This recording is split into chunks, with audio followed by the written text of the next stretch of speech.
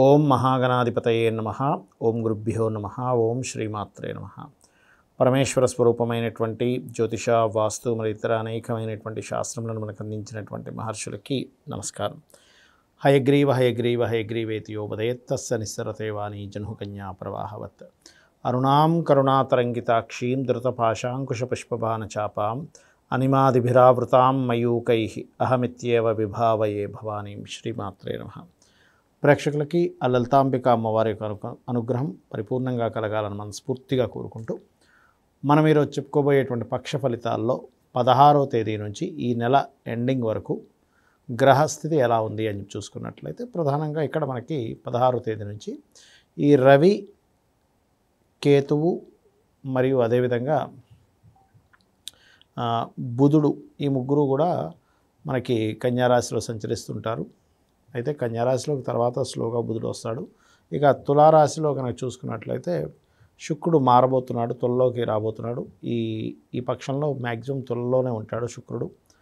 కుంభరాశిలో వక్రించిన శని, మీనంలో రాహువు, అదేవిధంగా గురువు వృషభ రాశిలోని మిథునంలో కుజుడు యొక్క సంచారం జరుగుతుంది. ఈ యొక్క గ్రహస్థితిని అనుసరించి ద్వాదశ లగ్నాల వారికి, లగ్నం తెలియని వారి రాశుల వారికి ముఖ్యంగా ఏంటంటే ఈ యొక్క పక్ష ఫలితం చూసుకున్నట్లయితే 2 గ్రహణాల మధ్యన ఉంటుంది. అంటే మనకి గ్రహణం 18వ తేదీ వస్తుంది, చంద్రగ్రహణం.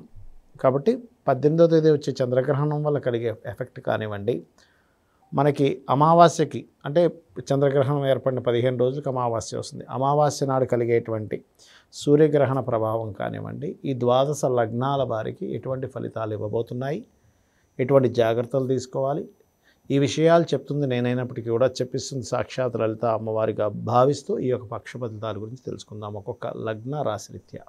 ముందుగా మేషలగ్నము, మేషరాశి. మీకు ఈ యొక్క పక్షంలో 2 గ్రహణాల యొక్క ప్రభావం దేని మీద పడుతుంది తెలుసుకుందాం. మేషం వారికి చంద్రగ్రహణం యొక్క ప్రభావం ఈ పక్షంలో చూసుకున్నట్లయితే 12వ స్థానంలో జరుగుతుంది. కాబట్టి ఇన్వెస్ట్మెంట్స్ విషయంలో జాగ్రత్తగా ఉండాలి. ఈ పౌర్ణమికి 18వ తేదీ 15 రోజుల తర్వాత ఎప్పుడైతే అమావాస్య నాడు సూర్యగ్రహణం ఏర్పడుతుందో అక్కడ మాత్రం మీకు కొన్ని పోటీ రిలేటెడ్ సంబంధించిన విషయాలు విజయాన్ని ఇస్తుంది, గుర్తుపెట్టుకోండి. ఓకే, అయితే మీకు ఫైనాన్షియల్గా ఎలా ఉంటుంది మేషం వారికి చూసుకున్నట్లయితే ఫైనాన్షియల్ గ్రోత్ బ్రహ్మాండంగా ఉంది, అందులో ఎటువంటి సందేహం లేదు. విదేశీ మూలకంగా ధనయోగం కూడా వస్తుంది. కాకపోతే మనీ విషయంలో కొంచెం మోసపోయే యోగాలు ఉన్నాయి, ఆ విషయంలో కొంత జాగ్రత్తగా ఉండండి. అదేవిధంగా మీరు పర్టికులర్గా మేషం వారికి ఈ గ్రహణ ప్రభావం ఒక విషయం మీద చూపిస్తుంది. ఎందుకంటే పూర్వజన్మ కర్మ మేషం వారికి ఏంటంటే పర్టికులర్గా మీరు ఎవరికైనా అప్పులు ఇవ్వడం, అప్పు తీసుకోవడం, అప్పుల మూలంగా ఎవరికైనా బిజినెస్ రిలేటెడ్ వాటి మూలంగా మీ అప్పు ఇచ్చి కలవడం లాంటివి జరుగుతూ ఉంటాయి. అటువంటి విషయాల్లో మరింత జాగ్రత్తగా ఉండాలి. ఎందుకంటే ఈ యొక్క బుధుడు వెళ్ళి 6వ స్థానంలో కూర్చుంటున్నాడు, ఇది ముఖ్యంగా గుర్తుపెట్టుకోండి. అదేవిధంగా పంచమాధిపతి అయినటువంటి రవి ఎప్పుడైతే కేతువుతో ఉన్నాడో సంతాన సంబంధించిన రాజకీయ సంబంధించిన నిర్ణయాల విషయాలు జాగ్రత్తగా ఉండాలి. కాకపోతే పోటీ పరీక్షల్లో గెలుస్తారు. ఏదైనా గవర్నమెంట్ రిలేటెడ్ సంబంధించినవి ఏవైనా పోటీ సంబంధించిన ఉన్నట్లయితే వాటిలో చక్కగా సక్సెస్ అవుతారు. అదేవిధంగా 7వ స్థానంలో మీకు శుక్రుడు ఉన్నందుకు కొంత వివాహ సంబంధించినటువంటి విషయాలు కుదురుతాయి. అదేవిధంగా మరొక విషయం ఏంటంటే ఇక్కడ ఈ సప్తమాధిపతికి ఈ ఓన్ హౌస్లో ఉండడం అనేటువంటిది మీ యొక్క జీవిత భాగస్వామి కూడా కలిసి రావడం జరుగుతుంది, గుర్తుపెట్టుకోండి ఫైనాన్షియల్గా. అదేవిధంగా కాస్త చేసేటువంటి ఉద్యోగంలో కొంత స్ట్రెస్ ఉంటుంది. అలాగే కొద్దిగా ఎక్కడైతే మీకు ఈ 3వ స్థానంలో కుజుడు అష్టమాధిపతి 3వ స్థానంలో ఉన్నాడో కాస్త ఆల్ ఆఫ్ సడన్గా చేంజెస్, విదేశాల్లో ఉద్యోగ అవకాశాలు కొంచెం చూసి ఇన్వెస్ట్మెంట్ చేయాలనేటువంటి చూపిస్తుంది. ఇక మీరు చేయవలసినటువంటి దేవతా ఆరాధన ఏమిటి అని చెప్పి చూసుకున్నట్లయితే మీరు నవగ్రహాల్లో ప్రత్యేకంగా రవి, కేతు, చంద్ర, శని, రాహు, కుజ ఈ గ్రహాల దగ్గర దీపారాధన చేయండి. మరియు మీరు నిత్యము కూడా సూర్యభగవాను చూస్తూ మహాగణపతిని తలుచుకోండి, అన్ని విధాలా మీకు బాగుంటుంది. ఇక్కడ మనం గ్రహణాల గురించి మనం తెలుసుకున్నాము.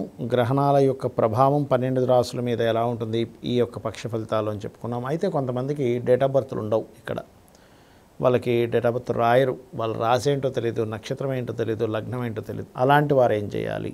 ముఖ్యంగా నవగ్రహాలలో గుర్తుపెట్టుకోండి, నవగ్రహాలలో మీరు రాహువు, కేతువు అయినటువంటి ఛాయాగ్రహాల దగ్గర రవిచంద్ర అయినటువంటి ఆత్మ మనస్కారకుల గ్రహాల దగ్గర మరియు కుజశని గ్రహాల దగ్గర దీపారాధన చేయండి. చేసినట్లయితే మీకున్నటువంటి సమస్త దోషములు తొలగి బాగుంటుంది. అదే కాకుండా మనకి ఈ మధ్యలో ఇదంతా మన మహాలయ పక్షాలు కూడా వస్తున్నాయి. ఈ సమయంలో ఎవరైతే పెద్దల కోసం మీరు స్వయం పాకం ఇవ్వడం జరుగుతుందో, తర్పణాలు వదులుతారో, పిండ ప్రదానాలు చేస్తారో, మీ గృహంలో కావచ్చు, లేనట్లయితే ఏదైనా నది ఒడ్డున కావచ్చు, సముద్రాల్లో కావచ్చు, క్షేత్రాల్లో కావచ్చు, దివ్యక్షేత్రాల్లో కావచ్చు, అక్కడ ఎవరైతే చేస్తారో ఇది ముఖ్యంగా పితృదోషాలు పోవడానికి ఈ పక్షం చాలా మంచిది. ఎందుకంటే మహాలయ పక్షాలు వచ్చాయి ఈ యొక్క పక్షంలో మనకి, అది ముఖ్యంగా గుర్తుపెట్టుకోండి. అలాగే మరి కొంతమందికి ఏంటంటే ఒక చిన్న చిన్న భయాలు, ఎలాగా ఏలినాటి శని వచ్చింది, అమ్మో ఏమైపోతుందో, అర్ధాష్టమ శని వచ్చింది ఏమైపోతుందో, అష్టమ శని వచ్చింది ఏమైపోతుందో, లేనట్లయితే ఈ కాలసర్పదోషం ఉందట అని అనుకుంటూ ఉంటారు. ఒకటే గుర్తుపెట్టుకోండి, కాలసర్పదోషం అనేటువంటిది జన్మజాతకానికి అప్లై చేయకూడదు. అది కాలానికి సంబంధించినటువంటి విషయాలు గుర్తుపెట్టుకోండి. అలాగే ఇప్పుడు చూడండి, మనకి కాలంలో ఇప్పుడు రాహుకేతువులు కాలానికి మోక్షానికి కారకులు. మీనరాశిలో రాహు సంచారం జరుగుతుంది కాబట్టి మనం 9-10 నెలల క్రితం ఈ జలరాశుల్లో ఉంది, జల ప్రళయాలు ఎక్కువగా వస్తాయని, అలాగే వస్తున్నాయి కూడా. అలా ఏంటంటే కాలంలో జరిగే అంశాల కోసం రాహుకేతువుని తీసుకొని చెప్తారు. జన్మజాతకానికి కాదు, ఇది మెయిన్గా గుర్తుపెట్టుకోండి. మీ జన్మజాతకంగా చూసుకోవాల్సింది ఏమిటంటే మీ లగ్నం ఏమిటి, లగ్న బలం ఎలా ఉంది, దానివల్ల మీ యొక్క స్ట్రెంత్ తెలుస్తుంది. అదేవిధంగా లగ్నంతో పాటు కుటుంబ స్థానం, ధనస్థానాలు ఎలా ఉన్నాయి, ధనం మీరు ఎందుకు సంపాదించలేకపోతున్నారు, ఏ మార్గంలో వెళ్తే సంపాదిస్తారు, మీరు చేసే ప్రయత్నం ఏ మార్గంలో మీరు ప్రయత్నం చేస్తే మీకు సక్సెస్ అవుతుంది. ఈ రకంగా ఒక భావం అని కాదు, మీరు నివసించేటువంటి గృహం 4వ స్థానాన్ని బట్టి, మీకు సంతాన అభివృద్ధి ఏం చేస్తే మీ సంతాన అభివృద్ధి అవుతుంది మీ పంచమ స్థానాన్ని బట్టి. అదేవిధంగా వివాహం కానివ్వండి, ఇన్వెస్ట్మెంట్స్ కానివ్వండి, ఉద్యోగం కానివ్వండి, వ్యాపారం కానివ్వండి. కొంతమందికి తెలియక ఉద్యోగ యోగం ఉంటే వ్యాపారం చేస్తుంటారు, వ్యాపార యోగం ఉంటే ఉద్యోగం కోసం ప్రయత్నం చేస్తుంటారు. అది సెట్ అవ్వవు. మీకు వ్యాపార యోగం, మీరు ఒక 10 మందికి ఉద్యోగం ఇచ్చే యోగంలో ఉన్నారు, అప్పుడు మీరు ఒక దగ్గర పని చేయరు, మీరు ఒక 10 మందికి ఉద్యోగాన్ని ఇస్తారు. అది జాతచక్రంలో యోగం రూపంలో ఉంటుంది మీకు. అలాగే ఇన్వెస్ట్మెంట్స్, విదేశాలకు వెళ్ళడము, ఎక్కడ లైఫ్ టర్న్ అవ్వబోతుంది, ఎక్కడ జాగ్రత్తగా ఉండాలి, ధనం ఇక్కడ అనవసరంగా ఖర్చు అయ్యే సమయం ఉంటుంది, ఆ సమయంలో కొంత జాగ్రత్త పడాలి. ఈ రకంగా ఏంటంటే మన జన్మజాతకంలో ఉండేటువంటి కాంబినేషన్స్ని బట్టి చూసుకోవాలి. అంతేగాని ఇవన్నీ వదిలిపెట్టేసి ఏదో ఎల్నాడు శని నడుస్తుందండి, కాలసర్పదోషం ఉందండి అని పట్టుకొని, నేను 140 చిల్లర జాతకాలు, అంటే దాదాపుగా 140 మంది జాతకాలు తీసుకొని, అవన్నీ కూడా విదేశాల్లో ఉండేటువంటి ప్రెసిడెంట్ల జాతకాలు, రకరకాల దేశాల్లో, వాళ్ళందరికీ కాలసర్పదోషం ఉంది. మరి కాలసర్పదోషం ఉన్నటువంటి వారు ఎందుకు అంత గొప్ప స్టేజ్కి వెళ్ళారు అనేది ఒకసారి మీరు ఆలోచించాలి. ఆ రకంగా ఏంటంటే ఈ 2 గ్రహణాలు కూడా మనకి ఈసారి ఏర్పడి ఈ పక్షంలో వచ్చింది కాబట్టి ముఖ్యంగా ఇది ఒక అదృష్టంగా భావించండి. గ్రహణం అనేటువంటిది మనకి మహర్షి చెప్పింది ఒక యోగం కింద చెప్పాడు.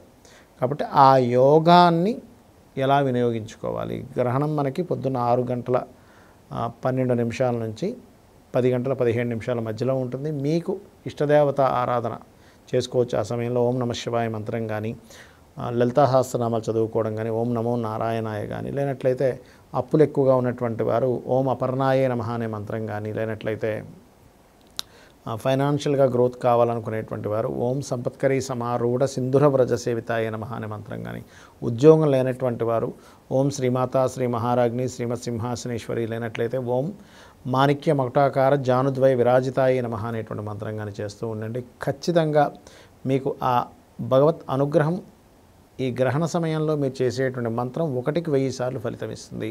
లేదా గతంలో ఎప్పటి నుంచో చేసినటువంటి మంత్రం యొక్క ఎంతకాలం నుంచి ఎంత మంత్రం అయితే చేశారో దాని పునశ్చరణ ఫలితం వస్తుంది అని చెప్తూ ఉంటారు. కాబట్టి ఇవి చేసుకుంటూ ఆ అమ్మవారి యొక్క అనుగ్రహాన్ని మీరు పరిపూర్ణంగా పొందాలని మనస్ఫూర్తి కోరుకుంటూ శ్రీమాత్రే నమః.